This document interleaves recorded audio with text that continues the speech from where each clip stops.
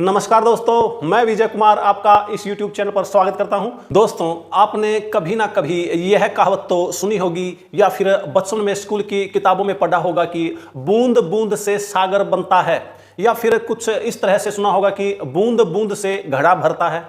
आज के वीडियो में हम जो है पोस्ट ऑफिस की जिस स्कीम के बारे में बात करने जा रहे हैं वह इसी सिद्धांत पर कार्य करती है। जी हां, पोस्ट ऑफिस की आरडी स्कीम। पोस्ट ऑफिस की आरडी स्कीम का अकाउंट में आप हर महीने एक निश्चित छोटी रकम जमा करके 5 साल में एक बड़ी रकम, एक बड़ी धनराशि इकट्ठा कर सकते हैं। दोस्तों, क्या आप जानते हैं कि पोस्ट ऑफिस की आरडी अकाउंट क्या होता है और आरडी की फुल फॉर्म क्या होती है, अर्थात इसका क्या मतलब होता है? तो आइए हम आपको बता देते हैं। आप में से काफी लोग तो जानते होंगे, लेकिन जो नहीं जानते उनको बता देते हैं कि आरडी की फुल फॉर्म होती है रैकरिंग डिपॉजिट। इसका हिंदी में मतलब होता है आवर्ती जमा। आवर्ती का मतलब होता है कोई चीज एक ही तरीके से बार बार होना, इसलिए रैकरिंग डिपॉजिट अकाउंट का मतलब होता है आवर्ती जमा खाता। किसी भी बैंक या पोस्ट ऑफिस के रैकरिंग डिपॉजिट अकाउंट में आपको हर महीने एक निश्चित समय के भीतर एक निश्चित रकम जमा करनी पड़ती है। इस वीडियो में पोस्ट ऑफिस की आरडी स्कीम के बारे में संपूर्ण जानकारी दी जाएगी तथा हम लोग इस स्कीम के प्रत्येक पॉइंट पर डिटेल से बिल्कुल सरल और आसान भाषा में डिस्कस करेंगे। यह वीडियो देखने के बाद आपको इस स्कीम के बारे में कहीं और से कुछ भी जानने की आवश्यकता नहीं रहेगी।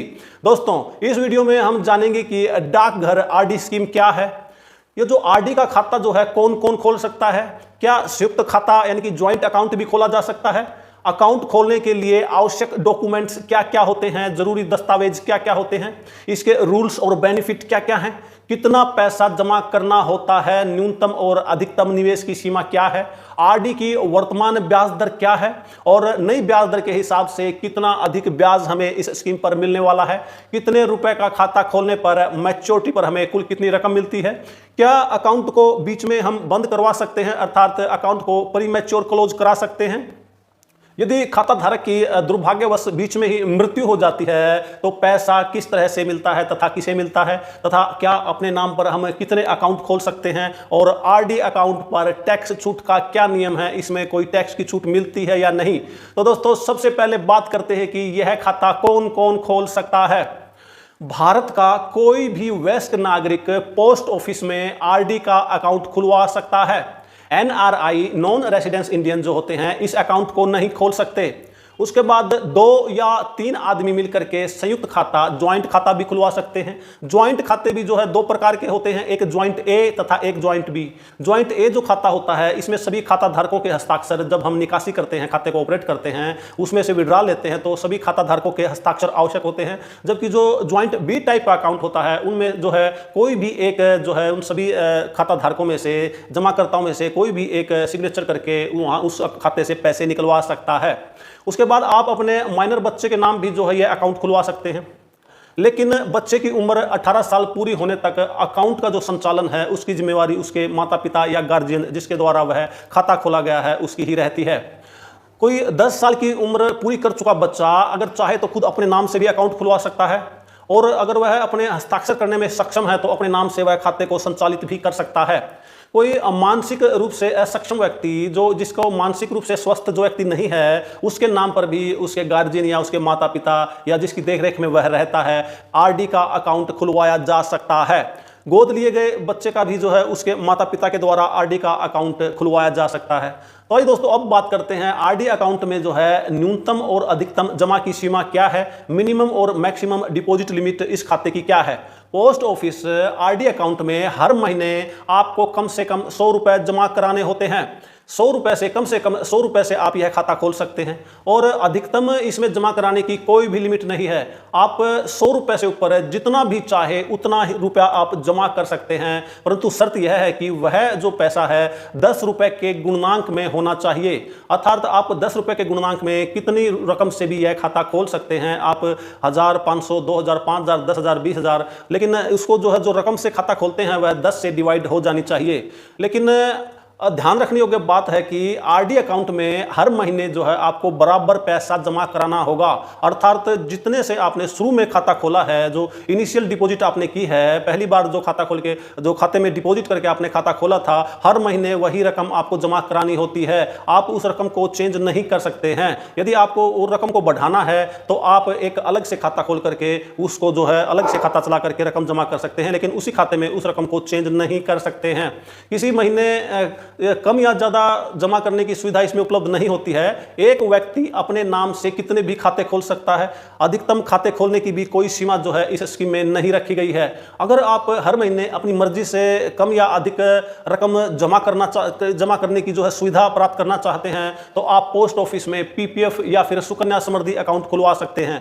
पीपीएफ अकाउंट तो पोस्ट ऑफिस में कोई भी खुलवा सकता है, लेकिन सुकन्या समृद्धि अकाउंट जो है सिर्फ 10 साल से कम जो छोटी उम्र की लड़कियां होती हैं उन्हीं का खुल सकता है। वो उनके अभिभावक की ओर से खाता खोला जाता है। पीपीएफ अकाउंट की जो मैच्योरिटी पीरियड है वो 15 साल है, जबकि एसएसए का जो मैच्योरिटी पीरियड है वो है 21 साल है। तो आइए दोस्तों, अब जानते हैं कि आरडी खाते में जो है किसी महीने अगर पैसा जो जमा करते हैं तो उस पैसा जमा करने की अंतिम जो तारीख होती है उसका निर्धारण कैसे होता है, कि हमें कैसे पता चलता है कि आरडी खाते में पैसा जमा कराने की ये अंतिम तारीख है। पोस्ट ऑफिस आरडी अकाउंट में पैसा जमा कराने की जो अंतिम तारीख होती है, लास्ट डेट होती है, इस बात पर निर्भर करती है कि आपने अकाउंट को किस तारीख को खुलवाया था।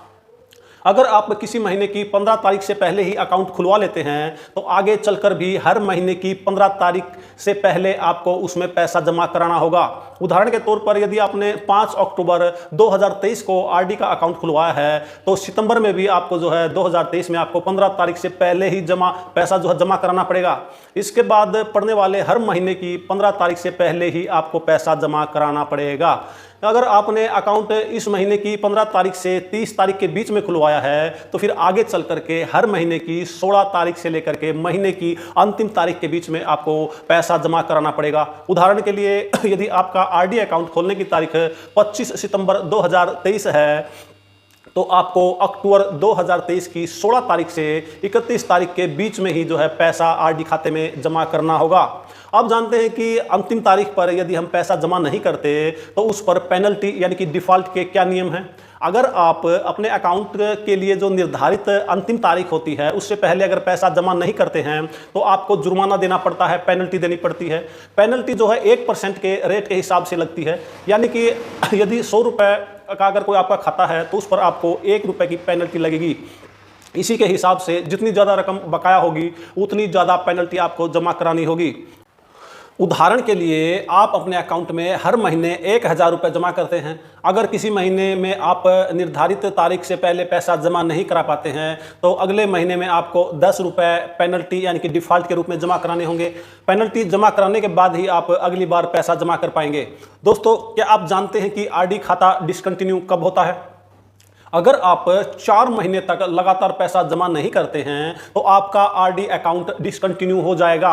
इसका मतलब डिसकंटिन्यू खाता होने के बाद उसमें आगे पैसे जमा नहीं कर सकते तथा खाता वहीं पर आपका स्टॉप हो जाएगा, यानी कि आपका अकाउंट बंद हो जाएगा। इस तरह से बंद हुए अकाउंट को अगले 2 महीने के भीतर पेनल्टी यानी कि जो डिफ़ॉल्ट उस पर बनता है 4 महीने का और उस पर जो बकाया जो किस्त है वह जमा करके खाते को फिर से चालू किया जा सकता है। अगर आप उन 2 महीनों के भीतर भी अकाउंट को चालू नहीं कराते हैं तो फिर आपका अकाउंट जो है हमेशा के लिए बंद कर दिया जाता है। इसके बाद आप आगे इस अकाउंट में कोई भी पैसा जमा नहीं करा सकेंगे। डिफ़ॉल्ट अकाउंट की मैच्योरिटी को आप बढ़वा भी सकते हैं। अगर आपका अकाउंट लगातार 4 महीने तक डिफ़ॉल्ट नहीं हुआ है, आपका डिफ़ॉल्ट 4 महीने से कम है, तो अकाउंट की जो मैच्योरिटी का टाइम जो है आप आगे बढ़वा सकते हैं, आगे एक्सटेंड करवा सकते हैं। इस तरह का खाता विस्तार जो है एक्सटेंडेड पीरियड अधिकतम उतने महीनों के लिए ही हो सकता है जितने महीने तक आपका अकाउंट डिफ़ॉल्टेड हुआ है, यानी कि जितने महीने तक आपने अकाउंट में निर्धारित रकम जमा नहीं की है उतने महीने के लिए खाते का विस्तार किया जा सकता है। अब बात करते हैं इस आरडी खाते की मैच्योरिटी के बारे में। तो आरडी खाता जो है 5 साल पूरा होने के बाद आपको परिपक्वता की राशि यानी कि मैच्योरिटी की राशि इस अकाउंट में मिल जाती है। पोस्ट ऑफिस आरडी अकाउंट 5 साल के लिए खोला जाता है। यानी कि आपको कुल 60 महीनों तक 60 बार हर महीने एक निश्चित समय पर जिस राशि से आपने खाता खुलवाया है वह रकम जमा करानी होती है, और उसके बाद 60 महीने यानी कि 5 साल के बाद यह स्कीम मैच्योर हो जाती है और आप अपना पैसा भुगतान ले सकते हैं, या फिर आप इसको आगे भी बढ़ा सकते हैं। वीडियो में हम आपको आगे जो एक्सटेंशन के रूल्स बताएंगे। अब बात करते हैं एक्सटेंशन रूल जो होते हैं आरडी अकाउंट के, वो क्या है, क्या खाते को आगे एक्सटेंड किया जा सकता है, अगर किया जा सकता है तो किन शर्तों पर किया जा सकता है और कितने समय के लिए किया जा सकता है। तो आइए चलिए देखते हैं। 5 साल की मैच्योरिटी अवधि जो है, इसकी मैच्योरिटी टाइम पूरा होने के बाद अगले 5 साल के लिए फिर से खाता जो है एक्सटेंड किया जा सकता है, खाते का विस्तार हम करा सकते हैं। इसके लिए आपको पोस्ट ऑफिस की जिस ब्रांच में आपने खाता खुलवाया है वहां पर एक खाता एक्सटेंशन कराने की जो है एप्लीकेशन लिख करके देनी होगी। एक्सटेंशन आप पैसा जमा कराते हुए भी आप खाते को एक्सटेंड करा सकते हैं और बिना पैसा जमा करा करके भी आप खाते को जो है एक्सटेंड करा सकते हैं। अगर 5 साल के बाद आप विद डिपॉजिट एक्सटेंड कराना चाहते हैं तो आपको हर महीने उतनी ही रकम फिर से अगले 5 साल के लिए और जमा करनी होगी जितने से आपने खाता खोला है। और यदि आप विदाउट डिपॉजिट एक्सटेंशन कराना चाहते हैं तो आप 5 साल की मैच्योरिटी अमाउंट को उसकी पेमेंट न लेकर के पोस्ट ऑफिस में ऐसे ही छोड़ सकते हैं, और उसका हर महीने हर साल जो है उस पर ब्याज लगता रहता है, और आप कभी भी उसको जो है 6 साल 7 साल 8 साल और 9 साल 10 साल के बाद कभी भी आप उसकी पेमेंट को ले सकते हैं। जिस आरडी अकाउंट का एक्सटेंशन होता है उस पर अगले 5 साल के दौरान भी जो है वही ब्याज दर आपको मिलती है जो शुरू में आपने अकाउंट खुलवाया था उस समय थी। इसमें जो है ब्याज की दर एक्सटेंशन करवाने पर चेंज नहीं होती है। जिस वक्त आपने खाता खुलवाया था 5 साल पहले, अब भी वही ब्याज की दर जो है लागू रहती है, चाहे भारत सरकार के वित्त मंत्रालय के द्वारा इसमें कितनी ही ज्यादा ब्याज की दर कम हुई हो या बढ़ी हो, आपको वही दर दी जाएगी ब्याज की जो खाता खोलते वक्त थी।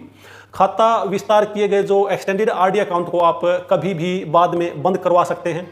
खाता बंद कराने से पहले जो इसमें आपने जितने भी पूरे साल हो चुके होंगे उसके लिए आपको आरडी अकाउंट के हिसाब से ब्याज की दर मिलेगी, और जो साल अधूरे रह जाते हैं उसके लिए आपको पोस्ट ऑफिस का जो सेविंग अकाउंट होता है जिसकी इंटरेस्ट रेट 4% होती है उसके हिसाब से उसका ब्याज जोड़ा जाएगा। उदाहरण के तौर पर यदि आपने कोई खाता एक्सटेंड करवा लिया और अब आप उसको 7.5 साल के बाद क्लोज करवाना चाहते हैं तो 7 साल के लिए तो आपको पूरा आरडी का ब्याज दिया जाएगा जो खाता खोलते वक्त आरडी की रेट ऑफ इंटरेस्ट थी, और जो बचे हुए 6 महीने हैं उनके लिए आपको जो है पोस्ट ऑफिस का बचत खाता जिसका इंटरेस्ट रेट 4% है उसके हिसाब से आपको ब्याज दिया जाएगा। अब बात करते हैं पोस्ट ऑफिस के जो आरडी अकाउंट में नॉमिनेशन सुविधा के बारे में। पोस्ट ऑफिस के आरडी अकाउंट में नॉमिनेशन की सुविधा उपलब्ध है। खाता खोलते टाइम जो है आपको नॉमिनेशन करवाना अनिवार्य होता है। अगर किसी वजह से आप खाता खोलते वक्त नॉमिनेशन नहीं करवा पाते तो बाद में भी आप नॉमिनेशन करवा सकते हैं, नॉमिनी दर्ज करवा सकते हैं। और यदि आपने पहले से कोई नॉमिनी जो अपॉइंट कर रखा है तो बाद में अगर उसको आप चेंज करना चाहते हैं तो आप बाद में नॉमिनी को चेंज भी कर सकते हैं। मैक्सिमम 4 नॉमिनी तक आप उसमें खाते में अपॉइंट कर सकते हैं, तथा खाता खोलते वक्त ही आप उन सभी का जितने भी आप नॉमिनी अपॉइंट करते हैं दर्ज करवाते हैं उन सभी का जो शेयर भी आप उसके अंदर डिसाइड कर सकते हैं, पहले से ही आप उसमें दर्ज करवा सकते हैं कि यदि दुर्भाग्यवश जो है जमाकर्ता की मृत्यु हो जाती है तो किस नॉमिनी को कितने % हिस्सा जो है वो उसका रकम का मिलेगा। अब बात करते हैं आरडी अकाउंट में ट्रांसफर कराने की सुविधा के बारे में, खाता ट्रांसफर की सुविधा के बारे में। तो आरडी के खाते में ट्रांसफर की सुविधा भी उपलब्ध है। यदि आपको स्थान बदलना पड़ता है, आप नौकरी पेशा आदमी हैं या किसी वजह से एक स्थान से दूसरे स्थान पर जाना पड़ता है तो आप अपने आरडी के अकाउंट को भी बड़ी ही आसानी से जो है एक पोस्ट ऑफिस से दूसरे पोस्ट ऑफिस में थ्रू आउट इंडिया कहीं भी बड़ी ही आसानी से ट्रांसफर करवा सकते हैं। तो दोस्तों अब बात करते हैं कि आरडी खाता खोलने के लिए कौन कौन से डॉक्यूमेंट्स की आवश्यकता होती है। सबसे पहले तो आरडी खाता खोलने के लिए आपको एक अकाउंट ओपनिंग फॉर्म चाहिएगा जिसे AOF कहते हैं। यह अकाउंट ओपनिंग फॉर्म जो है आपको पोस्ट ऑफिस में बड़ी ही आसानी से मिल जाता है। आरडी का खाता खोलने के लिए जो फॉर्म होता है account opening form, post office में एक्चुअली सभी स्कीम में अकाउंट खोलने के लिए एक ही जो है अकाउंट ओपनिंग फॉर्म होता है। उसमें जो स्कीम वाइज कैटेगरी दी होती हैं, आपको जिस कैटेगरी का खाता खुलवाना है उसमें आपको टिक करना है, बाकी जो आपको अपनी इन्फॉर्मेशन जो नॉर्मल सबके लिए एक ही होती है वो आपको भरनी होती है। उसके बाद आप पैन कार्ड की, आपका जो पैन कार्ड है उसकी सेल्फ अटेस्टेड फोटोकॉपी जो आपको लगानी होती है, और उसके बाद आपको आधार कार्ड की एक सेल्फ अटेस्टेड कॉपी लगानी होती है, और जमाकर्ता जो है जिसके नाम खाता खोला जाना है उसके 2 जो है नवीनतम पासपोर्ट साइज फोटो जो है उसमें लगाए जाते हैं। और उसके बाद एक आपको पेन स्लिप भरनी होती है, डिपॉजिट स्लिप जितने का आप खाता खोलते हैं उसमें रकम भरनी होती है, और उसके बाद आपको कैश या चेक जैसे भी आपको खाता खुलवाना है वो आपको साथ में सबमिट करना पड़ता है। ये सभी डॉक्यूमेंट्स जो आप पोस्ट ऑफिस में जमा करके बड़ी ही आसानी से आप अपना आरडी का खाता किसी भी पोस्ट ऑफिस में खुलवा सकते हैं।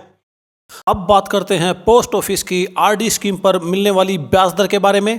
भारत सरकार के वित्त मंत्रालय के द्वारा 1 अप्रैल 2024 से आरडी की ब्याज दर 6.7% क्वार्टरली कंपाउंड घोषित की गई है। इस ब्याज दर पर आरडी खाते में हर महीने कितने रुपए जमा कराने पर उसकी मैच्योरिटी पर कुल हमें कितनी रकम वापस मिलेगी, आइए चलिए देखते हैं। हम पोस्ट ऑफिस की आरडी स्कीम में, जिसको रेकरिंग डिपॉजिट के नाम से भी जानते हैं, यदि 100 रुपये पर मंथ के हिसाब से जमा करते हैं तो 5 साल में हमारा कुल निवेश 6,000 रुपये हो जाता है और उस पर 6.7% क्वार्टरली कंपाउंड इंटरेस्ट के हिसाब से जो हमें ब्याज मिलेगा वह 1,137 रुपये होगा और इस तरह से मैच्योरिटी पर 5 साल के बाद हमें कुल 7,137 रुपये वापस मिलेंगे। और यदि हम आरडी स्कीम में 200 रुपये हर महीने जमा करते हैं तो 5 साल में जो 60 महीने होते हैं उसमें कुल हमारी इन्वेस्टमेंट 12,000 रुपये हो जाती है और सरकार उस पर जो ब्याज देगी 2,273 रुपये होगा और मैच्योरिटी पर 5 साल के बाद हमें कुल 14,273 रुपये वापस मिलेंगे। और यदि हम पोस्ट ऑफिस की आरडी स्कीम यानी कि रेकरिंग डिपॉजिट स्कीम में 300 रुपये हर महीने के हिसाब से जमा करेंगे तो 5 साल में हमारा कुल इन्वेस्टमेंट 18,000 रुपये हो जाएगा और इस पर सरकार जो ब्याज देगी वह 3,410 रुपये और मैच्योरिटी पर हमें कुल 21,410 रुपये वापस मिलेंगे। वर्तमान में पोस्ट ऑफिस की आरडी स्कीम पर 6.7% क्वार्टरली कंपाउंड इंटरेस्ट दिया जाता है और यदि पोस्ट ऑफिस की आरडी स्कीम में हम 400 रुपये हर महीने जमा करते हैं तो 5 साल में हमारा कुल पैसा जो है 24,000 रुपये इकट्ठा हो जाता है और उस पर जो सरकार ब्याज देती है 4,546 रुपये ब्याज देती है और मैच्योरिटी पर हमें 28,546 रुपये वापस मिल जाते हैं। और यदि हम पोस्ट ऑफिस की आरडी स्कीम में हम 500 रुपये पर मंथ के हिसाब से खाता खोलते हैं तो 5 साल में हमें जो है 30,000 रुपये जमा करना होता है और इस पर सरकार जो ब्याज देगी 5,683 रुपये होगा और मैच्योरिटी पर जो हमें कुल रकम वापस मिलेगी 35,683 रुपये होगी। और यदि इस स्कीम में 1,000 रुपये पर मंथ के हिसाब से खाता खोलते हैं तो 5 साल में हमारी कुल डिपॉजिट 60,000 रुपये हो जाएगी और उस पर जो पोस्ट ऑफिस जो ब्याज देगा 11,366 रुपये होगा और मैच्योरिटी पर कुल हमें 71,366 रुपये वापस मिलेंगे। और दोस्तों पोस्ट ऑफिस की आरडी स्कीम में यदि 5,000 रुपये हर महीने जमा करते हैं तो 5 साल में हमारा जो कुल निवेश होगा, कुल हमारा डिपॉजिट होगा 3 लाख रुपए होगा और उस पर जो सरकार ब्याज देगी 56,830 रुपये होगा और मैच्योरिटी पर हमें कुल 3,56,830 रुपये वापस मिलेंगे। आरडी स्कीम पर मिलने वाले इस ब्याज की कैलकुलेशन 6.7% क्वार्टरली कंपाउंड के हिसाब से की गई है जो कि 1/4/2024 से लागू है। और दोस्तों यदि हम आरडी स्कीम में 10,000 रुपये पर मंथ का खाता खोलते हैं तो हमें 5 साल में 6 लाख रुपए हमारे जमा हो जाते हैं और इस पर जो सरकार ब्याज देगी 1,13,660 रुपये होगा और मैच्योरिटी पर कुल हमें 7,13,660 रुपये वापस मिलेंगे। तो दोस्तों अब बात करते हैं पोस्ट ऑफिस के आरडी खाते के प्रीमैच्योर क्लोजर रूल्स के बारे में। जरूरत पड़ने पर 3 साल के बाद आप अकाउंट को बंद भी कर सकते हैं। जी हाँ, अनिवार्य आवश्यकता पड़ने पर, कोई बहुत ही इमरजेंसी पड़ने पर यदि आपको पैसे की जरूरत है तो आप अकाउंट को मैच्योरिटी से पहले भी बंद कर सकते हैं। खाता खोलने की तारीख से ठीक 3 साल के बाद आप ऐसा कर सकते हैं। इसके लिए आपको संबंधित पोस्ट ऑफिस में एक एप्लीकेशन फार्म, जो निकासी फार्म होता है, सिंपल फार्म होता है, भर करके पासबुक के साथ आपको जो है वो जमा कराना होता है। आपका खाता बंद कर दिया जाता है। लेकिन इस तरह से मैच्योरिटी से पहले आरडी अकाउंट बंद करने पर जमा राशि पर आरडी अकाउंट के हिसाब से आपको आरडी इंटरेस्ट रेट के हिसाब से ब्याज नहीं मिलेगा, बल्कि उस पर सिर्फ पोस्ट ऑफिस की जो सेविंग अकाउंट्स होती है, पोस्ट ऑफिस का जो बचत खाता होता है, उसी की दर से आपको ब्याज दिया जाएगा जो कि वर्तमान में 4% है और आपको 4% के हिसाब से ब्याज दर दी जाएगी, न कि 6.7% के हिसाब से। अगर आप मैच्योरिटी अवधि के यानी कि 5 साल पूरा होने के 1 दिन पहले भी अगर आप आरडी अकाउंट को बंद करते हैं तो यही नियम लागू होगा। लेकिन अगर अपने 5 साल का एडवांस जमा करके आरडी अकाउंट खुलवाया है तो भी आप किसी भी सिचुएशन में 5 साल से पहले अकाउंट बंद नहीं करा सकते। आरडी अकाउंट का यह नियम है कि अगर आप इसमें रिबेट लेते हैं और एडवांस डिपॉजिट करवाते हैं तो जब तक वो एडवांस डिपॉजिट खत्म नहीं हो जाती आप किसी भी हालत में आरडी के अकाउंट को क्लोज नहीं करवा सकते हैं। तो दोस्तों अगर बात करें पोस्ट ऑफिस की आरडी स्कीम पर टैक्स बेनिफिट या इसके टैक्स रूल के बारे में, तो पोस्ट ऑफिस की आरडी स्कीम जो है सभी निवेशकों के बीच में एक बहुत ही पॉपुलर स्कीम है। जो लोग थोड़ा थोड़ा करके कुछ समय में एक बड़ी धनराशि इकट्ठा करना चाहते हैं उन लोगों के लिए यह एक बहुत ही अच्छा साधन है। लेकिन इस स्कीम का सिर्फ एक नेगेटिव पॉइंट यही है कि इसमें टैक्स की कोई भी सुविधा, टैक्स छूट की कोई भी सुविधा उपलब्ध नहीं है। इनकम टैक्स अधिनियम की धारा 80C के अंदर इस पर टैक्स में कोई भी छूट प्राप्त नहीं होती है। लेकिन इसमें कोई आपका जो पेमेंट के समय, मैच्योरिटी के समय, पेमेंट के समय कोई आपका टीडीएस भी इस स्कीम पर नहीं काटा जाता है। लेकिन इसमें जो मिलने वाला ब्याज है, आपको जब आप आईटीआर भरते हैं, इनकम टैक्स रिटर्न भरते हैं, तो उसमें ब्याज को आपको इनकम फ्रॉम अदर सोर्सेज में के कॉलम में आपको दिखाना होगा तथा इसको आपकी ब्याज की उसको इनकम टैक्स की गणना में आपको जो है शामिल करना होगा। अगर इसको इंक्लूड करने के बाद आपकी कुल इनकम जो है टैक्सेबल है तो इस पर आपको टैक्स भी देना होगा। और यदि इस मिलने वाले जो आरडी पर मिलने वाला जो ब्याज है उसको शामिल करने के बाद भी यदि आपकी टोटल इनकम जो है टैक्सेबल नहीं है तो आपको किसी भी प्रकार का कोई टैक्स नहीं लगेगा। अब बात करते हैं खाता धारक की मृत्यु हो जाने पर उन मामलों का निपटान कैसे किया जाता है। यदि किसी आरडी खाता धारक की मृत्यु हो जाती है तो उसमें जो पैसा, जितना भी पैसा जमा होता है ब्याज के समेत, उस खाते में जो नॉमिनी दर्ज होता है उसको वह पैसा दे दिया जाता है।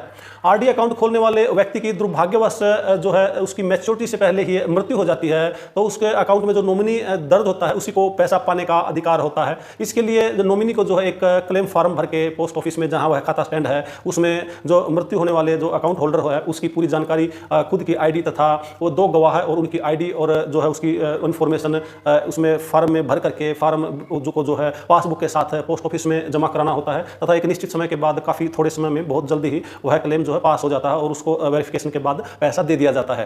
अब जो नॉमिनी होता है या कानूनी वारिस होता है उसकी जो क्लेम फॉर्म स्वीकार होने के बाद भी उसको 2 ऑप्शन होते हैं उसके पास। या तो वह उस पैसे का और उस पर मिलने वाले ब्याज का भुगतान तुरंत ले सकता है जैसे ही वह क्लेम पास होता है, या वह चाहे तो उस आरडी अकाउंट को आगे भी मैच्योरिटी तक चालू रख सकता है। इसके लिए उसको जो है संबंधित पोस्ट ऑफिस की ब्रांच में जहां पर उसका वह खाता स्टैंड है वहां पर उसको परमिशन जो है आपको एप्लीकेशन भर करके, फॉर्म भर के परमिशन लेनी होगी। तो दोस्तों, पोस्ट ऑफिस की आरडी अकाउंट के बारे में आपको यह इंफॉर्मेशन कैसी लगी? अगर आपको यह इंफॉर्मेशन थोड़ी सी भी अच्छी लगी हो तो वीडियो को लाइक और शेयर कर दें, और यदि आप हमारे चैनल पर नए हैं तो चैनल को सब्सक्राइब जरूर कर लें ताकि इसी तरह की और इंफॉर्मेटिव वीडियो आप तक पहुंचती रहें। तो दोस्तों, मिलते हैं एक नए वीडियो में, एक नए टॉपिक, एक नई इंफॉर्मेशन, एक नई स्कीम के साथ। तब तक अपना ख्याल रखें, खुश रहें, स्वस्थ रहें। वीडियो देखने के लिए आप सभी का बहुत बहुत धन्यवाद।